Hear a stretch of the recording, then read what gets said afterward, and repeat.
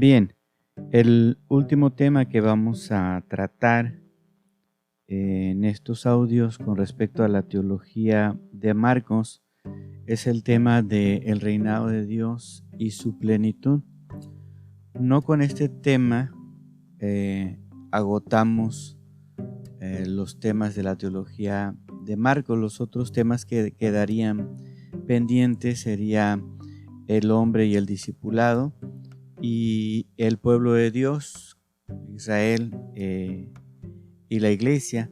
Pero bueno, por cuestiones de espacio, de tiempo, no podremos entrar en estos últimos dos temas, pero vamos a abordar el asunto del reino de Dios. ¿Qué es el reino de Dios? ¿O a qué nos referimos cuando hablamos de el reino de Dios y su cumplimiento? Bueno, el reino de Dios, desde la perspectiva, por supuesto, de Marcos, es la salvación definitiva, es la salvación futura, es la salvación universal. Pero en el presente también se puede experimentar con su fuerza salvadora y su fuerza curativa este reino de Dios. Así que el reino es una salvación definitiva, pero que se puede experimentar desde el presente. El carácter presente y futuro podemos observarlo en parábolas como la parábola del crecimiento, que está en el capítulo 4, los versículos 26 al 32. La semilla de mostaza que parece en un momento pequeña, en sus comienzos así se presenta. Sin embargo, crece y llega a su plenitud. Así que es algo que inicia en el presente, pero en el futuro va a llegar a su realización plena, a su plenitud, este reinado de Dios. Bueno, este reinado de Dios no es algo que podamos experimentar sin exigencias previas, especialmente el versículo 15 del capítulo 1 nos habla de este requisito indispensable, la exigencia para poder gozar del reino de Dios. Se traduce en la conversión, según este versículo. La conversión contiene todo. La conversión es este cambio radical que el hombre debe realizar. El hombre debe arrepentirse y reorientar su vida completamente, convencido de que hasta el momento pues ha errado en la manera en la que ha caminado, ha seguido un camino falso. Así que debe orientarse hacia Dios y tiene que orientarse también hacia su reino.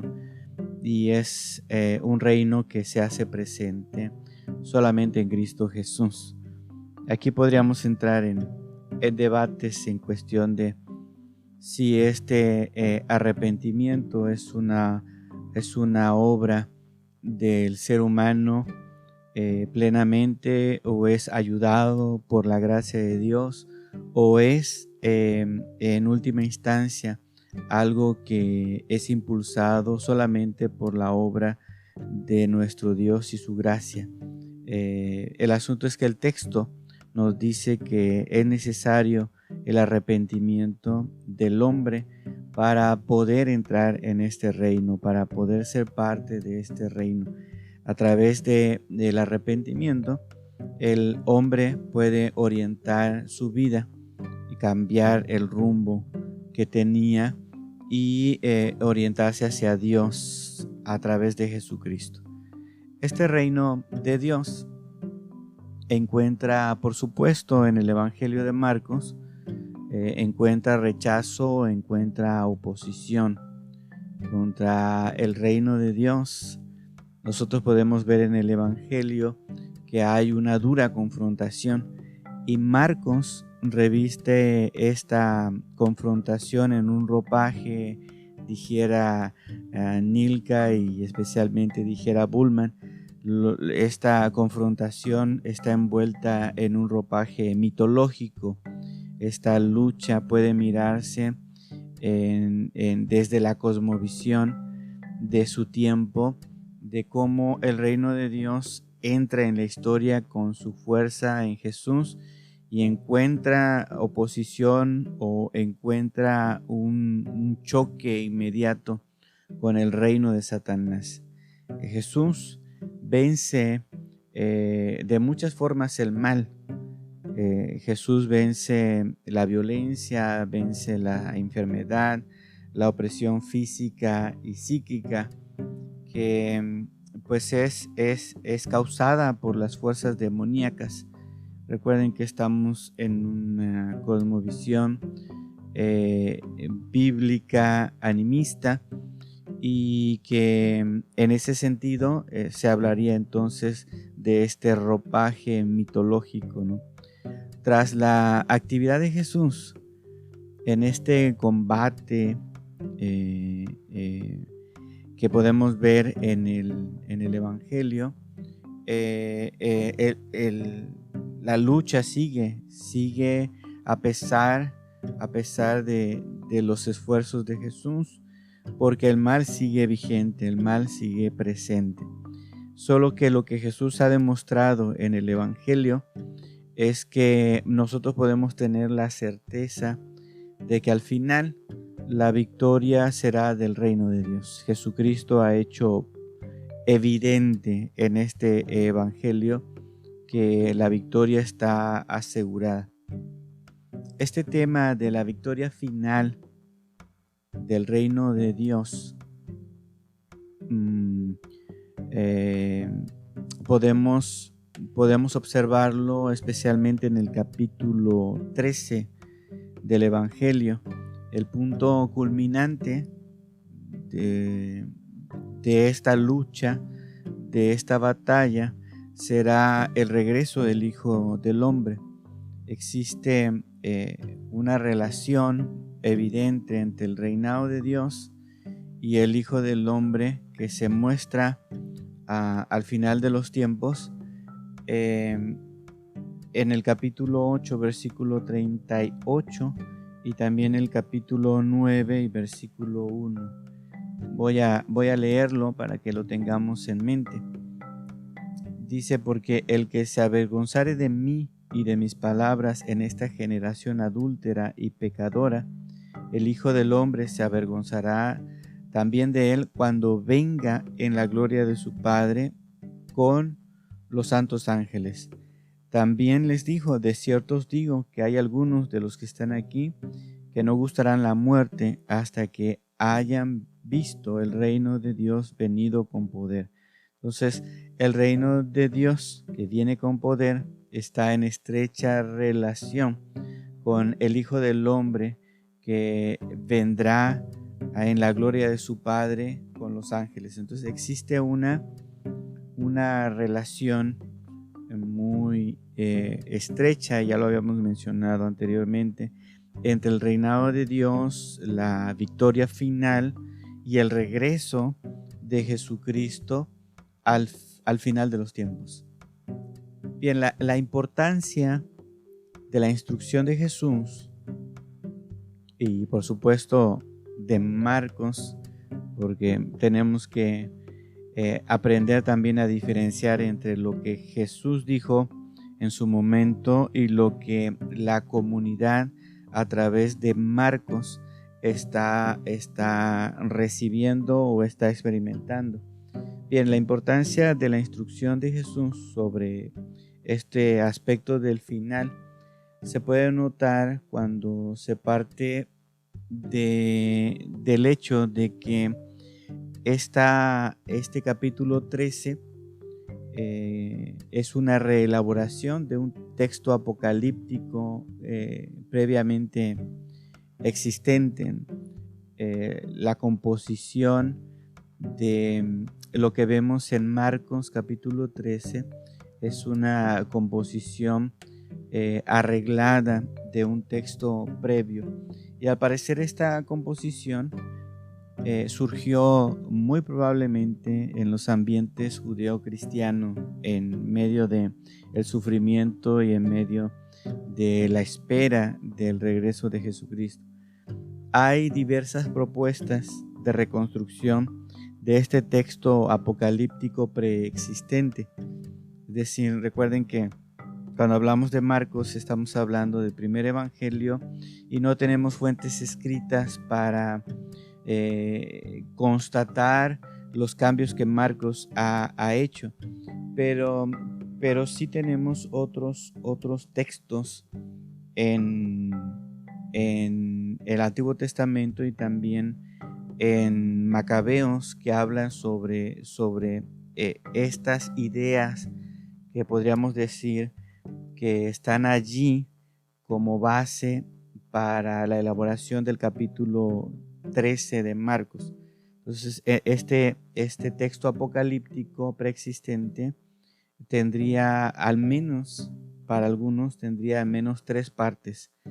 La primera tiene que ver con las guerras y rumores de guerras, levantamiento de los pueblos y reinos unos contra otros, terremotos, hambres, y todas estas cosas pues, son motivo de predicación. Entonces ese sería como una primera etapa, como un primer momento, como una primera parte en este texto preexistente apocalíptico. Y la segunda parte sería la abominación desoladora, que representa pues una calamidad, una calamidad pues nunca antes vista. Esta calamidad provoca huida y pánico. Esta etapa es la que desembocaría todos los eventos del final. En esta etapa el Señor haría corto el tiempo para que los escogidos pudieran salvarse. Esta sería entonces la segunda etapa o la segunda fase o la segunda parte de este texto. La tercera sería entonces la venida ya del Hijo del Hombre con manifestaciones de oscuridad en el sol y la luna, la conmoción en el cielo y la reunión de los escogidos por parte de los ángeles. Estas 3 partes serían en esencia lo que constituirían este texto apocalíptico preexistente y reelaborado por Marcos en su evangelio para darnos a entender la culminación de este reino, la salvación definitiva de este reino que está por venir. En la primera etapa se encuentran, digamos que muy lejos el final o el tema del final. En la primera etapa podríamos ver simplemente los rumores y dice Marcos que se debe tener cuidado con estas falsas noticias. Pero la segunda etapa, por el texto, podríamos ver que desencadena entonces los eventos finales. La segunda y la tercera etapa serían eventos muy seguidos, muy concretos, vinculados. Para quienes fechan el Evangelio después del año 70, la primera etapa fue evidente y cumplida al estallar la guerra, y especialmente en el año 70, ¿no? La primera y la segunda etapa. Se produce al estallarse la guerra la profanación del templo por parte de los romanos. Lo último entonces que quedaría para quienes fechan el Evangelio en el año 70 es esperar el final, es decir, la etapa 3, el regreso del Hijo del Hombre. Pero la opinión de Nilka en cuanto a los hechos futuros todavía están por cumplirse a partir de la etapa 2. en el capítulo 13 que estamos hablando, especialmente a partir del versículo 14, serían los eventos todavía por venir. El versículo 14 dice: pero cuando veáis la abominación desoladora de que habló el profeta Daniel, pues donde no debe estar, puesta donde no debe estar el que le entienda, entonces los que estén en Judea huyan a los montes. Lo sucedido en el año 70 solo indicaría entonces el cumplimiento de la primera etapa, pero el cumplimiento de la segunda, la abominación desoladora, desencadenaría el final, es decir, el regreso de Jesús. Así que para Nilka, la expresión cuando veáis la abominación desoladora debe llevar a suponer que es una señal claramente visible con respecto al fin. Es una etapa claramente marcada que no ha sucedido, aunque ya la destrucción del templo y la guerra sucedida en el año 70 pues pudiera identificarse entonces solamente con la primera etapa. El texto, según Nilka, cuando habla de la abominación desoladora, debe interpretarse a favor más bien de una persona. Es decir, que la palabra pasa del género neutro al masculino, y esto entonces debe entenderse como una pista para interpretar la abominación que causa desolación, y hablando más en términos de una persona que de un evento o una cosa. Entonces esto de interpretar la expresión la abominación que causa desolación como una persona, estaríamos hablando de que tras la maldad que irá en aumento vendrá una aparición de este hombre o esta persona malvada y perversa. Para Pablo, en 2 Tesalonicenses capítulo 2 versículo 3, pues sería el hombre de maldad o el hombre de impiedad o el hombre de perdición, como tenemos en nuestra versión Reina Valera 60. Posterior a Pablo se le impondrá el nombre del anticristo. Algunos tienen dificultades para identificar a este hombre de la abominación que causa, la abominación sí que causa desolación, identificarlo con el anticristo y sobre todo identificar al hombre de maldad o de impiedad con el anticristo, pero tanto los textos del Antiguo Testamento como del Nuevo Testamento pues nos hablan de un tipo de anticristo, tanto Antíoco como en este pasaje que estamos nosotros hablando, observando. Bien, espera Marcos que la salvación solo se produzca al final. Solo al final podría el Evangelio de Marcos presentar para todos la salvación. Se da con el Evangelio y con el capítulo 13 se da por perdido todo intento de rescatar al mundo.